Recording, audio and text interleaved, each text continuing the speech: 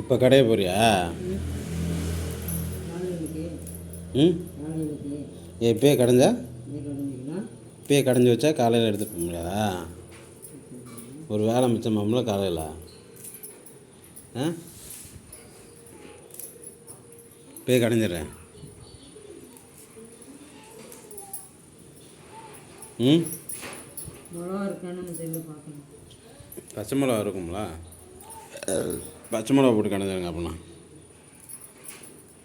ம்,